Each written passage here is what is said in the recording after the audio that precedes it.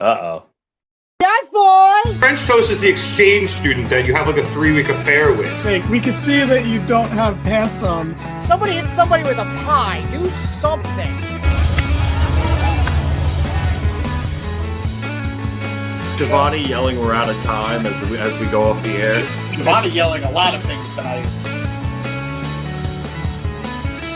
And welcome to the Mark It Down podcast.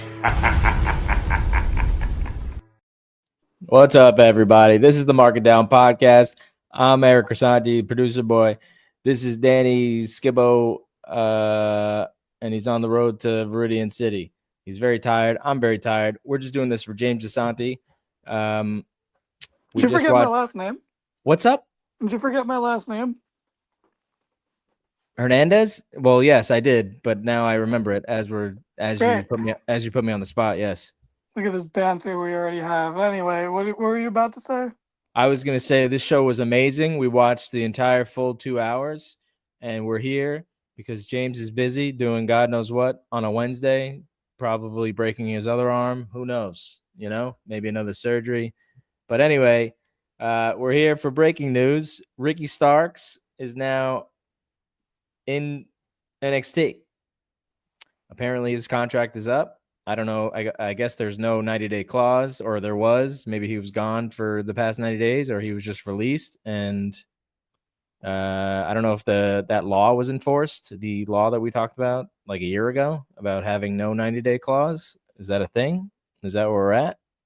Yeah, I definitely have been paying attention to the law and what's been going on there. That's why James is busy. He went to the Gulf of America. So he didn't have time to do this. But yeah, young rookie, right at the young old age of 34, Ricky Starks shows up in NXT. This comes off the back of the big news yesterday that the big three of AEW, the big three of not wanting to do business, were no longer with the company. Those three being Ricky Starks, Malachi Black, and Miro. And by do business, what exactly do you mean there, Danny? Like literally do anything on TV at all. Like do their jobs. Not even take a loss. It's just be on TV. Yeah. You know, this is going to be a long period of the worst arguments in the world. Just the worst arguments from like the worst people. It's going to be all over Twitter. The worst accounts are going to be saying the worst things about both sides, and nothing profound will be said. Not that we're going to say anything profound here either, but like you said, we're doing it for James. But we're gonna blow people's minds with our opinions on this episode right now, because we've definitely thought it out ahead of time and we gathered our thoughts beforehand and absolutely know what we want to say for sure. We're not just riffing right now because we don't know what exactly to say. We would never do that. That would be unprofessional. No, we definitely have notes. Why don't you tell them what Ricky said? So one of the things I noted was the very last line he said was, "If you guys want the revolution to be televised, well, here I am." Now, there's a couple of things wrong with that. That line is in reference to the Kendrick Lamar song, or not song, but a line that he used in during the Super Bowl performance, which I would imagine a lot of his colleagues in NXT didn't appreciate. So right off the bat, I would imagine he's got a lot of heat on him and may get fired. So we may see him in AEW by the end of the year, just strictly off of that comment alone. He also did mention that NXT was the hottest program. Now, it's not just because I enjoy AEW that I find that to be hilarious. It is the fact that it's not even in the top 3 shows. We've got TNA, which I haven't watched since 2017 on YouTube, and it's still a hotter show than NXT. NXT hasn't been excited. They are all together now. That is true. Yeah, I guess that argument goes out the window. But I'm with you. But of course, don't say this to NXT fans because they're very, very possessive of their little show. They fucking, no one loves their wrestling show more than the NXT fans. I'll tell you that. There's some of the That's a the more interesting side of the fan base. that's a real core audience you have.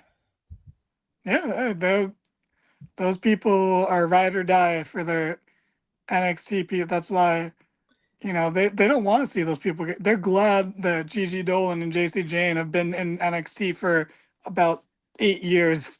They don't want them to get called up.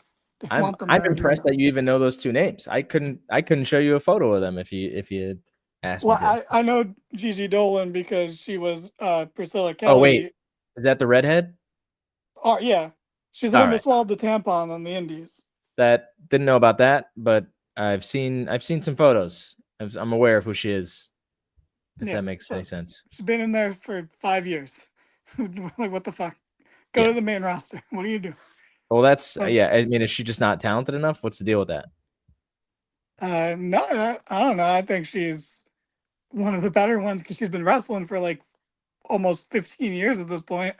So But I anyway, think it's just an NXT thing. I see. To stay back on course, though, we got a tweet here. Ricky Starks walking in the locker room and seeing Punk, Cody, Jade, Dragon, Lee, and Penta. Now, another problem with this list is half of these guys that came from AEW are doing absolutely nothing except for Punk and Cody, and they were already stars I guess Cody in a sense, prior to AEW. So I don't really. I mean, I get the joke, but if you really think that deep into it, it really means nothing. Well, I'm here's the surprised. thing, I'm though. surprised Andrade is not on this list, to be honest. Well, because Andrade is the one that truly has not done shit since going back. But no, the thing is, they're gonna push him. Like they are gonna push Ricky Starks because that is their philosophy now. Is to just you come over, you're gonna get a push. Look at Penta's presentation. Granted, he wrestled on main event this week. You're gonna Granted, he's feuding so, with fucking Butch. yeah Granted, but he's being presented strongly. He has a good presentation, a big entrance, a lot of merch. They're gonna do the same thing with Ricky Starks. He's gonna get that push, but for it's the also first an NXT. Like right. Ethan Page got that push, and I still think very little of him. Lexus King was on the same show apparently, so like I'm not stoked for a Ricky Starks versus Brian Pillman Jr. in NXT sort of deal, like that. But he will get a push. He'll probably be NXT champion by WrestleMania, and or no, I he won't because Obafemi I think is it'll the be by the champion. end of the year if they Yeah. really want to push him and show off that they do big things with their AEW guys. They'll probably just give him the NXT title to make him happy. I don't know who is the NXT champion. Obafemi, the big dude. So Ricky Starks ain't beating him. Okay. I mean, I'm not up to date, so I don't know like how they handle Obafemi, but yeah, there was another. He said NXT is the future, and Absolute is the future, or the future is Absolute. And it's like, dude, how old are you? Is he young? He's Looks like 34. He's like our age. okay. Well, okay, whatever. I'm not gonna make fun of his appearance. Not unless it's in a private group chat. But I'll just say, I don't know how much of a future I don't. Whatever. Anyway. He's got a bigger future than Penta's like 40, and he's fucking, look at the push he's getting. So Ricky's got time. Like he'll be an Intercontinental Champion one day for sure. That's about it. But like, sorry, I put this tweet up. Please tell me the one. This is James, by the way. Please tell me the one time I don't watch NXT, Ricky Stark shows up. Tell me, people, I'm lying. Whatever. Yeah, I mean, that's James. First of all, you should only ever watch NXT through clips. Is what I've realized. It's That's what I'm thinking. I just like as we were pulling this up, I'm like, you know what? I could do NXT reviews if I just went on Twitter and they told me what to pay attention to, and I just did the reviews there. No, I feel like you know what? I'm stating it right now. That's the future of this podcast. I don't care what anybody says. We're just going to go through the main points on Twitter, so we know that they're popular. We're going to talk about those things. Yeah, anyway, yeah. go on with what you said. With no notes, though. Again, we're just gonna absolutely no notes. We're gonna just form opinions based on tweets we saw, which Yeah, is the future. Yeah. Triple H and Shawn Michaels getting Cody to call Ricky Starks immediately. That is pretty funny. It is pretty fast. I don't know what the status of his contract was. I would imagine we would have known if he was actually released, but also he has been gone for 90 days from AEW, so maybe it was up and nobody knew about it. Yeah, I mean, from the sounds of it, it sounds like some sort of agreement was reached between those three guys in the company for that to all break at one time. Mm, You know, like I don't know if what Tony Khan's doing is the right move or not. It's obviously not the worker friendly move, but like, why bother paying these guys to not use them? You know, you may as well right. do it. But I mean, you gotta imagine that Ricky was in talks well before his contract was up no, that's not with allowed, Cody Danny. and them being there. Yeah, Can't yeah, do it. yeah. It's not allowed, but like, you know, that he wouldn't be here tonight if there wasn't some little chit chats going on beforehand.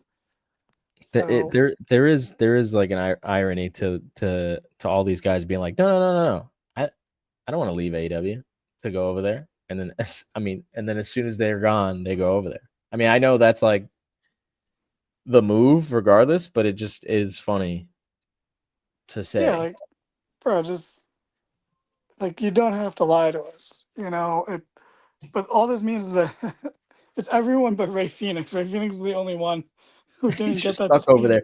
Why are they being such a dick to this guy? I don't know. I think it's because Well, he said all those fucking things and then took it back. You know, at least where Penta like lied and said, no, well, he didn't even lie. He said my present is with AEW. Like, Phoenix was just spewing shit. I don't know. But all I know is that works out better for Penta because he's better solo than as a tag team. So, you know, that's true. Ray Phoenix suffering is Penta's gain. It might be worse if he were to be released. Because what if he gets released and just doesn't get hired by Triple H at all because he doesn't see anything in them being a tag team? It's like, yeah, we like Penta solo, and we got like Dragon Lee, who's kind of like does what you like. You know, like Phoenix to me is not going to get over the Right. WWE audience. He's No. going to get a 3 week pop because the audience is going to be like, yeah, he's here now. And they're going to pretend to be happy. And then they're going to be like, you know, I just like Penta because he says they're Romero, you know, uh, and I like Rey Mysterio. I don't really care for you, Ray Phoenix. And then he'll just be on speed and main event and shit. But, He could win the you speed know, title. we'll see. All right. So what do you think? How long is Ricky in NXT? Do you think he gets called up at the end of the year? I don't know. There is something weird where uh Penta got called up to the main roster immediately, but Ricky didn't. But I guess you can get away with it because Penta is in like this niche category where he's there to take over for another like legend in a way, you know. Whereas Yeah, Ricky no, yeah. Starks is like What they constantly do is trying to find Rey Mysterio's replacement, right, give up on it, and then just go back to Rey Mysterio. which is fine. It's like why waste time with this guy in NXT for him to go to WWE and try to take over for Ray when we can just test it out immediately, which makes sense. Whatever. But Ricky Starks in like a fucked up way, he's not one in a million, in my opinion. I know he's got talent or whatever, but there's not somebody that like he can go in and replace. There's so many guys on the roster. Yeah, no, I think you're right. I still would have preferred him to be on the main roster just because Yeah, it would have been he a can cooler. hang. It would have been a cooler moment, to be honest. But again, you're taking the risk of him coming out and nobody knowing who he is. I know people would know who he is. Like they could have done it because I know they always do like the hardcore crowds leading up to Mania. Like they'll do like Chicago and New York and shit like that. Like they could have had him come out on one of those shows and he would have got a huge pop just to tell the casual audience that this is somebody important. So maybe I they mean, should have done that, but he could I have guess slotted really nicely into the IC title division on Raw because you got like someone like Ludwig Kaiser who is around Ricky's size, but then you got the big guys like Sheamus and Braun Breaker and all of them, and it's a good division, and they can use that yeah, kind of guy. I was gonna say the U.S. title on SmackDown, but like SmackDown, you have someone who fills Ricky's role but better in LA Knight, who like everything Ricky has, LA Knight has to an equal or better amount. Like Ricky will never be as over as LA Knight is. They're pretty similar promos. Like they're both around the same level in I mean, ring. I don't know if I necessarily agree that he wouldn't be as over as LA Knight. I mean, I know like LA Knight was like lightning in a bottle. It didn't really necessarily happen overnight, but I could see Ricky coming up with some lines or something that become. He could be another like yeet, yeah situation. You know what I mean? Not to put Jay and LA Knight in the same category, but kind of. Well, no, I think that's a very reasonable If you think about category to it, put them in. we used to have all these conversations where it's like, I don't know, does LA really deserve to be in the main event? It's like, well, now there's 2 titles, and now it's like you can, whatever. We don't have to get deep into it, but that other title now can just be this guy is over because of his song or his catchphrase, as opposed to his overall performance, and we can just give him the title so that it doesn't seem like we're not giving one of our moneymakers any shine. But anyway. And then you can always say this person's a former world champion, and they love to be able to say that. They love saying it about Rey Mysterio, even though his title reigns weren't good. Terrible. You know, they do it for all those guys. Yeah, like Kofi won the title, and then he never main evented any show ever with the title. But you know, he's a former champion. I saw the Kane's a former champion. He lost the next day, but you know, he's former WWE champion. Kofi Kingston main evented the first SmackDown on Fox, so excuse me. Even better, yeah. And they do love bringing that up too, actually. So yeah, they have that, but you know, Ricky, I don't know. Like he's gonna be right in the Ethan Page slot. This is Ricky Starks as soon as he steps into the. You know how long I've been waiting for this? Oh, we do. Yeah, we do. You know, it's weird. Like I don't even necessarily like. All he did was show up to Mania, and somehow people could just like read through everything. It is crazy. That was the Rumble and Mania. So it was he showed up at the Rumble. Yeah, that's where it first started because that's where like the security footage got leaked. Yeah, but you know that's fine. Like that shouldn't be a problem. Like that's not a big deal. That should not be held against him. But somehow, like you said, everyone kind of saw through it and was like, well, you clearly just want to be there. It's not like you're just like, it's fine if you're going there, but it's so clear. And to me, and this is me starting a conspiracy. It's a little bit of a smear campaign, but I don't trust anyone that goes on Chris Van Vliet's show, like that doesn't already work for WWE. I'm like, you're going to like. It's such a pro WWE interview all the fucking time. So I'm like, I was like, you're going there. As soon as he showed up there, I was like, it's a done deal. You're never gonna wrestle in AEW again. Like it's right. It's over. I was like, this dude. Did he go on Chris? Yeah, he did. Oh. He did. That's where he addressed not being used. And he was like, I don't know. Right. I don't know. And he put himself in such a good position where like. And then he had Jordan Grace before she was officially announced for WWE. Yeah, and that's another one where it's like, bro, he's got an inside scoop obviously, there. Like, oh, this TNA deal is great. I'm like, you're just saying that because you're about to get signed by WWE. Yeah. But like, you know, he did this. I think Danhausen was just on it too, so he's probably gonna go. And he's going to Hog, which is what Ricky Starks did right before he jumped to WWE. Yeah. But I can't imagine whatever. I can't imagine what Danhausen would actually do in WWE. He'd be in NXT for 5 years. As the fucking wizard or whatever the fuck he is. Yeah. They're all going there. It's every.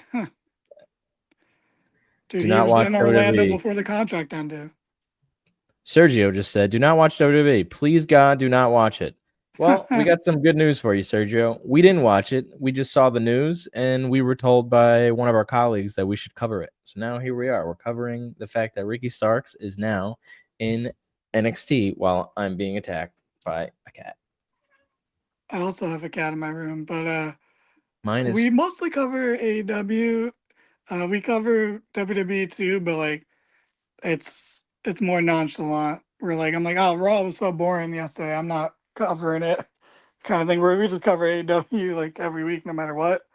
Yep. But And for yeah. some reason, Wednesday is our big show. We got our most, people seem to be more interested in that Wednesday show. It's probably because most of the crew is there, so it's like a big hangout.